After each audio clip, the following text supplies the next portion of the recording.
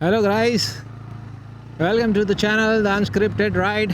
मैं हिमांशु और आज हम जा रहे हैं और ये सभी तो बहुत ही एक्साइटेड हूँ मैं कि मेरे फ्रेंड की RTX आ रही है, तो हम दोनों अभी राइड पे निकलने वाले हैं। बहुत टाइम से हम राइड पे गए नहीं है। और वैसे आपको ये भी बताना है कि मैंने वाइट एरा का ये टैंक बैग लिया है, तो इसके बारे में भी आपको बताना है कि कैसा ये टैंक बैग है, अच्छा है नहीं है। मैंने मैग्नेटिक लिया है। ये सिर्फ जो मेटल टैंक है उसी के लिए काम का है। तो रोनिन मेरा मेटल टैंक है। तो यस, मैं निकल चुका हूँ और फ्रेंड का ही फ़ोन आ रहा है।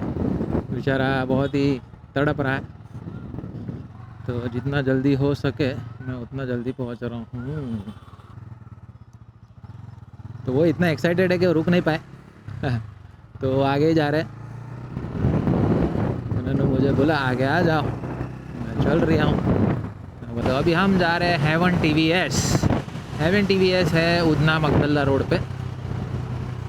आई थिंक जो सर्कल का नाम है वो है सोशियो सर्कल से थोड़ा आगे है। और ये सारा जो है वो है सूरत में। तो सूरत में TVS की बाइक अगर आपको लेनी है तो हेवन TVS का रेटिंग बहुत अच्छा है और उनकी सर्विस भी बहुत अच्छी है। जो उनका स्टाफ है, ख़ास करके जो विनोद भाई करके हैं, बहुत ही बढ़िया है। बहुत ही कोऑपरेट करते हैं और आपका कोई भी प्रॉब्लम हो तो वो ट्राई करते हैं कि वो अपनी तरफ से सॉल्यूशन दे दें। उनका जो सॉल्यूशन मिल सकता है तो बहुत ही बेटर है। मुझे ऐसा लग रहा है कि मेरा फ्यूल भराने का टाइम आ गया है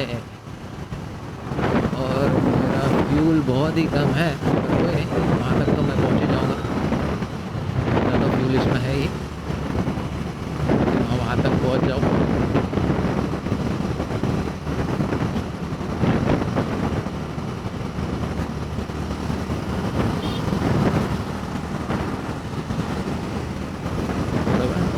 एक्चुअली क्या है ना, ये जो टॉप बॉक्स लगा है ना, तो मुझे टॉप बॉक्स पे भरोसा नहीं है। तो मैं बार बार देखते रहता हूँ कि टॉप बॉक्स सही सलामत है कि नहीं। मैं मिरर में देखता हूँ, हाँ भाई टॉप बॉक्स हिल रहा है, नहीं हिल रहा है। बीच में क्या हो गया था, एक स्क्रू है ना वो लूज़ हो गया था। पता नहीं कैसे लूज़ हुआ, मैं तो कभी भी लगाता हूँ तो टाइट ही लगाता हूँ, पर वो स्क्रू लूज़ हो गया था। तो मेरे ख्याल से अगर ये वाइब्रेशन से स्क्रू अगर लूज़ हो रहा है तो मुझे कुछ और जुगाड़ करना पड़ेगा, क्योंकि ये स्क्रू में क्या है, नीचे नट नहीं है। तो वो नट नहीं है ना, तो शायद वो लूज़ होने का चांसेस होता है। तो या तो मुझे एलन की रखनी पड़ेगी, या तो मुझे फिर उसका ये देखना पड़ेगा कि ये स्क्रू बार बार लूज़ ना हो।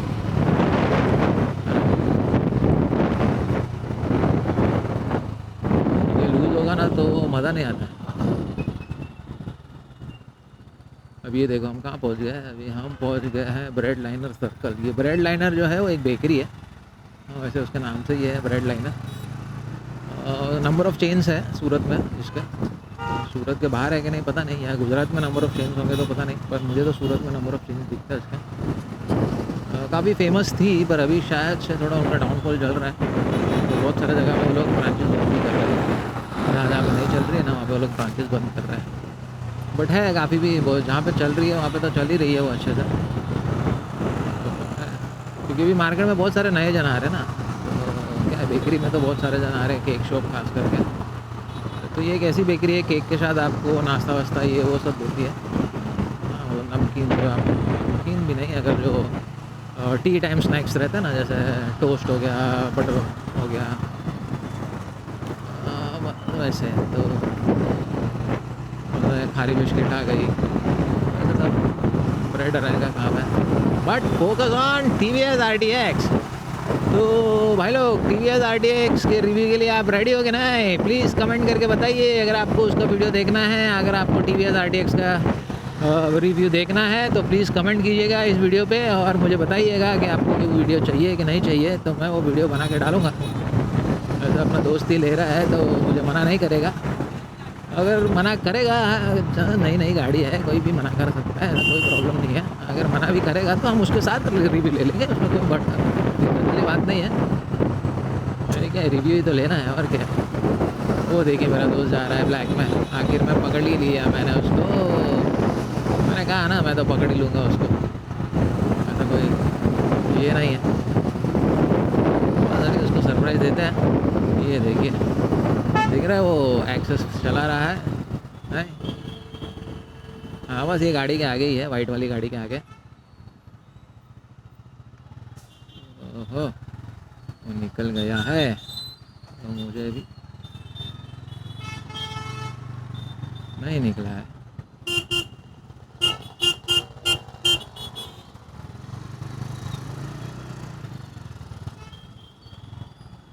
आखिर में मैंने उसे पकड़ ही लिया, देख सकते हो आप। ऐसे जिम जाके अच्छी खासी बॉडी बना लिया RTX के लिए। तो मैंने सोचा भाई RTX थोड़ी हैवी गाड़ी है तो मुझे उसको संभालनी है, तो मैं थोड़ा जिम विम कर लूँ। तो बस अब जिम विम कर लिया। तो जिम विम करके अच्छा खासा बॉडी बनाया है। उसको देख के मैं भी इंस्पायर हो रहा हूँ कि मैं भी थोड़ी बॉडी बना लूँ। तो क्या है ऐसा, आजकल पता है ना आपको, रास्ते पे बहुत लफड़े हो रहे हैं। पता चला कभी कोई आंदोलन आ गया। नहीं वैसे क्या है, बहुत बार मैंने देखा है कि छोटी सी नोक झोंक पे मारामारी हो जाती है। तो उसी चीज़ से बचने के लिए आपको थोड़ा सेल्फ डिफेंस होना चाहिए। अगर आप सोलो राइडर हैं तो सेल्फ डिफेंस करेंगे तो बढ़िया है।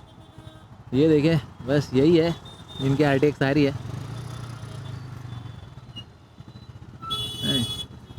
ये देखिए, चप्पल में आए RTX लेने के लिए।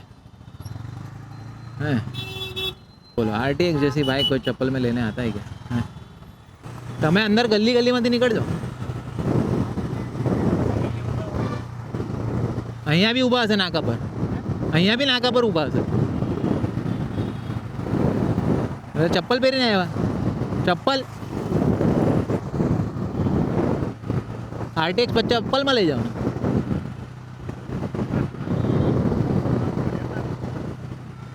લઈ લીધું મેં તો, દેખાડી દીધું ચપ્પલમાં લેવા જાય છે RTX।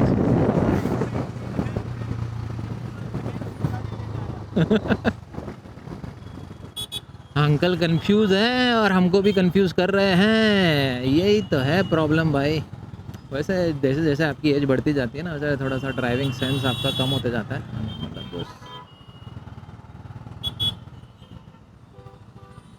जो आपका सिक्स सेंस है थोड़ा कम होते जाता है। वैसे हमको इधर जाना था। ओए माड़ी,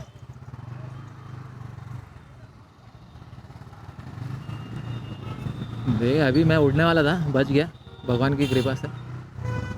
नहीं तो इधर तो भाई गाड़ी पे उड़ाने के लिए रेडी ही रहते हैं सब। अच्छे तो आ गए, देखिए हम TVS पे आ गए।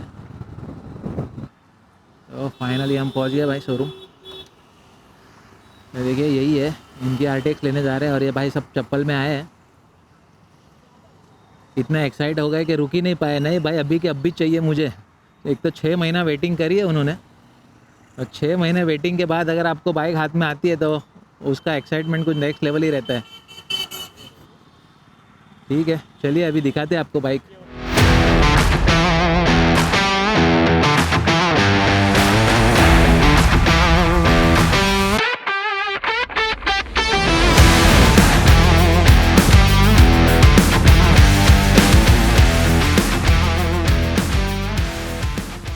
ओके गाइस, तो हमने RTX की डिलीवरी ले ली है और उसमें थोड़ा सा एक इश्यू था।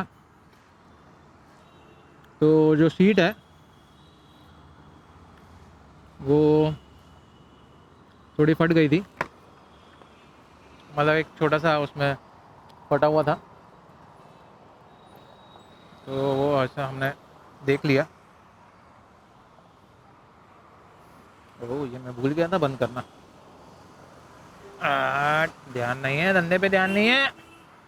वैसे बढ़िया ही है, इतना आप छोटा छोटा चीज़ देखेंगे तो कोई भी कंपनी आपको इतना अच्छा नहीं दिखाएगी। और जैसे मैंने टेस्ट ड्राइव लेने गया था ट्राइम का, और टेस्ट ड्राइव मैंने दिया था TVS का।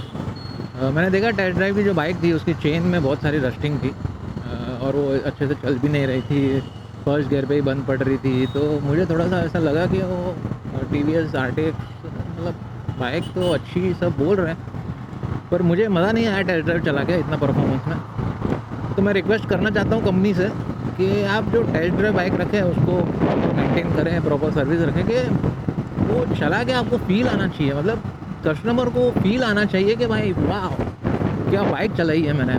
बस वो बाइक चला के उसका दीवाना होना चाहिए और वो बोलना चाहिए कि नहीं भाई ये बाइक मुझे पसंद आई और मुझे लेनी है। तो वैसा वाव फैक्टर है ना, मुझे नहीं आया था TVS RTX 300 में जब मैंने टेस्ट ड्राइव ली थी। तो उसका मैंने ब्लॉग नहीं बनाया, पर जो मेरा एक्सपीरियंस है वो मैं शेयर कर रहा हूँ जेन्युइनली। और फिर हम लोग ने टेस्ट ड्राइव की थी बुलेट RE की स्क्रैम 440। तो वो हाइट में मुझे बहुत काफ़ी ज़्यादा लगी ऊँची, और दूसरा ये था कि उसके सॉकेट भी स्मूथ थे, अच्छे खासे, मतलब वो भी आप अच्छे खासे जगह पे लेके जा सकते हो, ऐसा ऑफ रोडिंग में, ऑन रोडिंग में, मतलब ऑल टूर पर्पज़ के लिए आपको कोई प्रॉब्लम नहीं है वो बाइक में। वैसे तो इस बाइक से वो काफ़ी हाइटेड है, तो वैसे भी आपको टूर में कोई प्रॉब्लम नहीं है। पावर भी उसमें अच्छा खासा है, 400 cc का इंजन है, तो कोई दिक्कत ही नहीं है आपको। थोड़ा सा उसमें टॉर्क कम है compare to the other Royal Enfield bikes. वो जो सेगमेंट में बाइक्स है सारी 400 cc आपकी, तो उसमें जो आपको ये मिलता है ना पावर, वो थोड़ा सा उसमें कम है, इसीलिए लोग शायद ज़्यादा ले रहे नहीं हैं। बट अगर आप उसको ऐसा देखे जाएँ कि हिमालयन आप अगर नहीं लेना चाहते इतनी महंगी, तो आप स्क्रैम 440 पे तो ट्राई कर सकते हैं, आप अपने हिसाब से टेस्ट ड्राइव लीजिए। उसमें रॉयल एनफील्ड को कोई प्रॉब्लम नहीं है आपको बाइक टेस्ट ड्राइव देने में, तो कोई भी रॉयल एनफील्ड में जहाँ अवेलेबल हो टेस्ट ड्राइव वहाँ आप ले सकते हैं। और दूसरा जो मैं फिर वो उसकी तो ले ली हमने टेस्ट ड्राइव, तो वो थोड़ी बहुत हमको जमी, पर वो थी प्राइस पॉइंट ऑफ व्यू से अगर देखा जाए तो ये है 2.5 लाख की आपको पड़ती है। टॉप वेरिएंट आपको शायद 260 का पड़ता है। RTX ऑन रोड की बात कर रहा हूँ मैं, गुजरात सूरत से बात करता हूँ। तो वहाँ पे गुजरात सूरत में 2,60,000 पे ऑन रोड आपको मिल जाएगी टॉप वेरिएंट RTX 300। और दूसरा जो है हमने जो RE देखी थी वो आपको पड़ रही थी 2,80,000 में, ठीक है। 2,80,000 2,90,000 का कुछ प्राइस रेंज था उसका ऑन रोड, ठीक है। और अगर इसमें आप कोई मॉडिफिकेशन करते हो तो सारे RE के मॉडिफिकेशन ना बहुत महंगे हैं, तो आपको भी अगर उधर आप देखेंगे वो everything is available on website. तो आप अगर रॉयल एनफील्ड की वेबसाइट में जाएंगे तो आप देखते हैं तो उसके अपग्रेड्स अगर रॉयल एनफील्ड से ही आपको लेना है, बहुत सारे अपग्रेड्स हैं वो लोग के पास, इसीलिए आपको OEM में भी मिल जाएंगे, बाहर आपको थर्ड पार्टी से भी मिल जाएंगे, बाहर भी मार्केट में भी बहुत सारे उसके अटैचमेंट्स अवेलेबल ही हैं जो आपको थोड़े सस्ते में मिल सकते हैं compare to original Royal Enfield या RE आप बोल सकते हैं। और दूसरा जो है वो है हमने मतलब तीसरी जो बाइक हमने टेस्ट ड्राइव दी थी उसी दिन पे, वो थी स्क्रैम 440 जो ट्राइम की है। स्क्रैम 440 जो अभी 350 cc कर दी है वो लोग ने, और वो था X version, scrambler X, sorry scrum 440 ने मिस्टेक हो गई थोड़ी, तो वो थी स्क्रैम्बलर 400X ट्राइम की। काफ़ी डिसेंट है, अच्छी है, चलाने में एकदम कंफर्टेबल है। मतलब आपको बाइक चला के, जैसे मैं अभी रॉनिन चला रहा हूँ, तो वैसे वो बाइक चला के मुझे ऐसा लगा थोड़ी हाइटेड है इससे, मेरी बाइक से थोड़ी हाइटेड है वो, पर वो बाइक चलाने के बाद मुझे कोई भी डर नहीं लगा।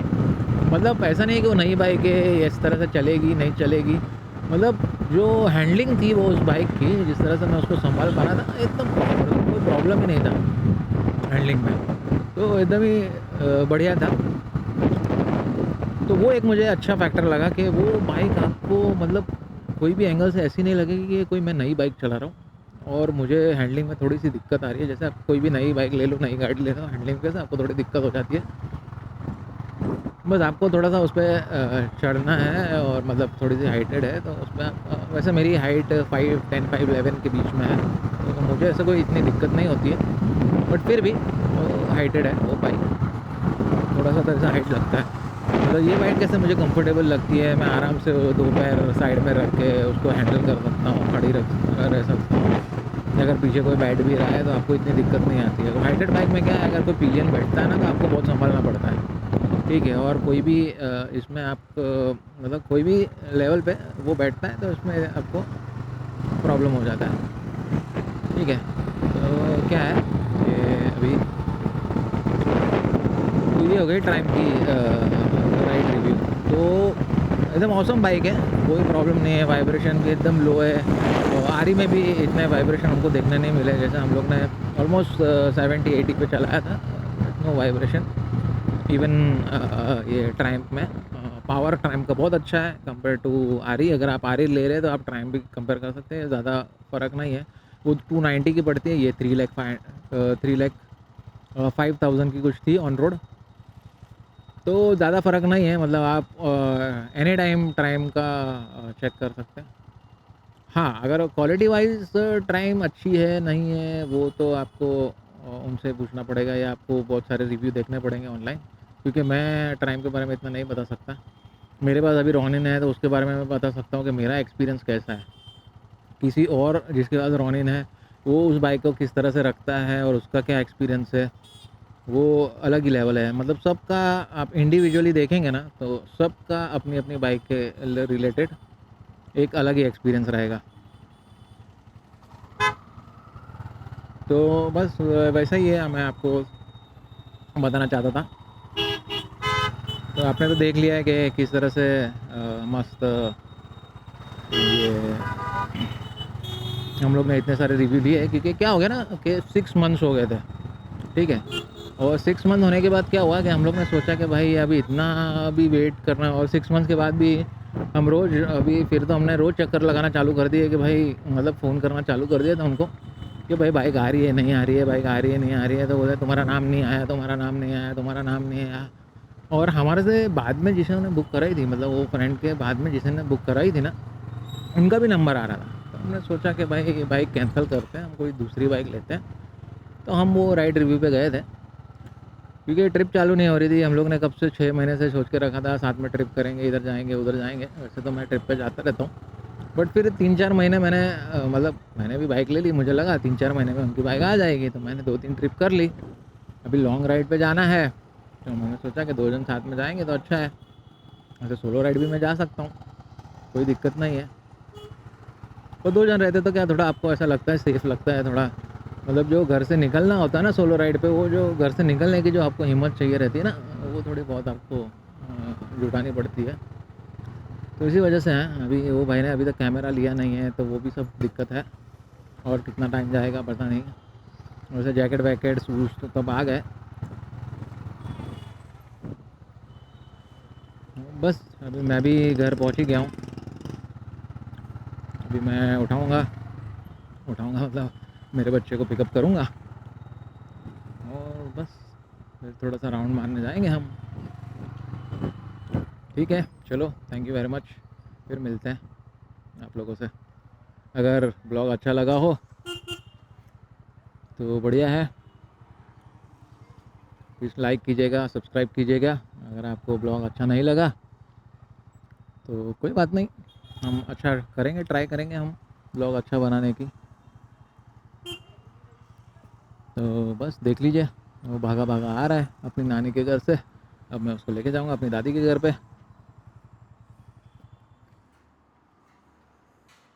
चलो मिलते हैं नेक्स्ट ब्लॉग में। अलविदा, thank you very much. Hi बेटू।